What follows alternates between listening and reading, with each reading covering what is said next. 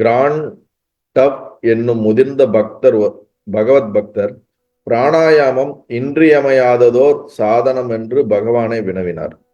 அதாவது பிராணாயாமம் கண்டிப்பாக ஒரு மிகப்பெரிய ஒரு சாதனையாக இன்றியமையாததோர் சாதனம் என்று பகவானை வினகிறார். கண்டிப்பா அதை செய்துதான் ஆக வேண்டுமா? அது இல்லாமல் நம்மால் முன்னேற முடியாதா? அதுக்கு பகவானுடைய கருத்து என்ன அப்படிங்கிறது தான் இதோடைய கேள்வியோட அர்த்தம். பகவான் என்ன சொல்றாருன்னு பார்ப்போம். மனதை நேரே விசாரத்தாலோ பக்தியினாலோ வசமாக்க முடியாதவரே பிராணாயாமத்தை அனுஷ்டிக்க வேண்டும். என்ன சொல்றாரு அழகா? மனதை நேரே விசாரத்தாலோ பக்தியிலாலோ வசமாக்க முடியாதவரே பிராணாயாமத்தை அனுஷ்டிக்க வேண்டும். நம்ம அதிகம் கேள்விப்பட்டிருப்போம், பக்தி யோகம், ஞான யோகம், கர்ம யோகம், யோக மார்க்கம், இந்த மாதிரி பல மார்க்கத்தின் மூலியமாக ஞானத்தினுடைய அந்த நிலைக்கு நாம் முன்னேறுவதை இங்க பகவான் சொல்றாரு. யார் ஒருவரால விசாரம் பண்ற அளவுக்கு தனக்குள்ள அந்த பக்குவ நிலை வரவில்லையோ, நேரடியாக மனதை பார்க்க தெரிந்து விசாரம் செய்து புத்தியினால், கூர்மையான சூட்சும புத்தியினால் மனதை விசாரம் செய்து அதன் மூலம் சத்தியத்தை உணர்வதற்கான அந்த தன்மை அவர்களுக்கு இல்லையோ, பக்தியினால் மனதை வசமாக்க முடியவில்லையோ, இப்ப பக்தியினாலேயோ விசாரணத்தினாலேயோ முடியலன்னா கண்டிப்பாக நீ பிராணாயாமம் என்ற இந்த சாதனைகள் மூலியமாகவாவது உன்னுடைய மனதை வசமாக்கி கொள்ள வேண்டும். அப்ப மொத்தத்துல மனதை அடக்குவதற்கான ஒரு வழிமுறை, மனதை அமைதிப்படுத்துவதற்கு, ஒழுங்குபடுத்துவதற்கான ஒரு சாதனமாக இங்க பிராணாயாமம் பகவான் சொல்லுகின்றார். அதனால நம்ம ஆரம்ப காலகட்டத்தில் இருக்கிறவங்க எல்லாருமே சாதனைகளை செய்து மனதை நம்ம வசப்படுத்த வேண்டும்.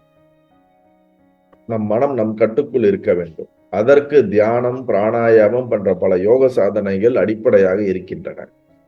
எடுத்த மாத்திரத்திலே நம்மால் விசாரத்தில் ஈடுபடுவத அளவுக்கு நம் மனப்பக்குவமோ புத்தி கூர்மையோ இருக்காது. பக்தி ஏற்படலாம், ஆனால் அந்த பக்தி உருவம் சார்ந்து தாண்டி பராபக்தியாக இறைவனுடைய தன்மையை, உண்மை சொரூபத்தை உணர்ந்து அதனோடு பக்தி ஏற்படுவதாக இருக்க வேண்டும். பல நேரங்களில் அவ்வாறு கிடைப்பதற்கும் சாத்தியக்கூறு கம்மியாக இருக்கின்றது. அதனால இங்க என்ன சொல்றாருன்னா, பிராணாயாமம், ரேசகம் சுவாசத்தை வெளியிடுதல், பூரகம் உள்வாங்குதல் சுவாசத்தை, கும்பகம் அடக்குதல்.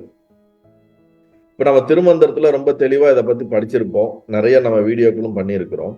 ரேசகம் என்பது நம்மளுடைய சுவாசத்தை வெளியே விடுதல், வெளியே நம்மளுடைய மூக்கு துவாரத்தின் வழியாக வெளியே சுவாசத்தை விடுதல்.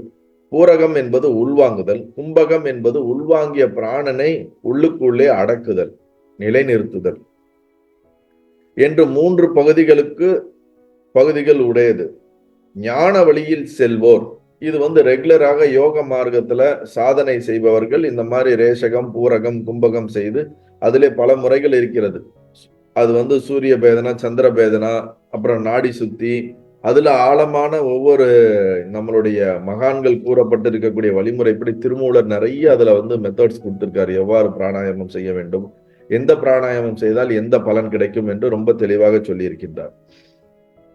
அதை பகவான் ரொம்ப ஆழமாக போகாம அதை குறிப்பிட்டு இங்க என்ன சொல்றாருன்னா, ஞான வழியில் செல்வோர்.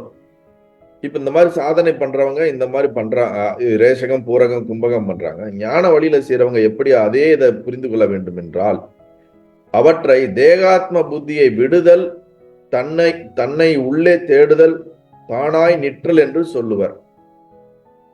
ரேசகம், பூரகம், கும்பகத்தை ஞான மார்க்கத்தில் இருக்கிறவங்க அதற்கான அர்த்தமாக எதை எடுத்துக்கொள்ள வேண்டும் என்றால், தேகாத்ம புத்தியை விடுதல், தன்னை உள்ளே தேடுதல், தானாய் நிற்றல் என்று சொல்வர்.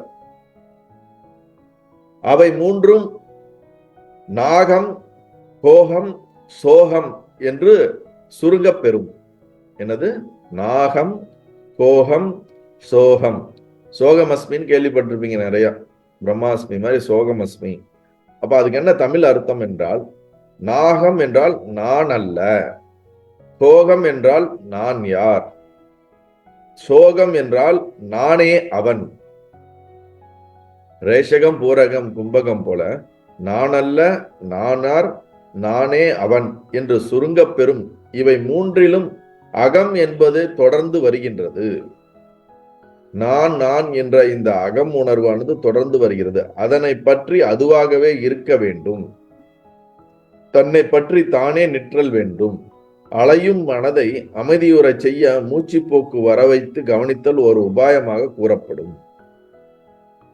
அலைகின்ற மனம், நம் மனம் தொடர்ந்து அலைபாய்ந்து கொண்டே இருக்கக்கூடிய மனதை ஓரளவுக்கு ஆசுவாசப்படுத்துவதற்கு, அமைதிப்படுத்துவதற்கு இந்த மூச்சு போக்கு, அதாவது பிராணாயாமம் போன்ற பல சாதனை முறைகள் பிராண சார்ந்த சாதனை முறைகள் மிகப்பெரிய ஒரு உபாயமாக கூறப்படுகிறது. நல்லது.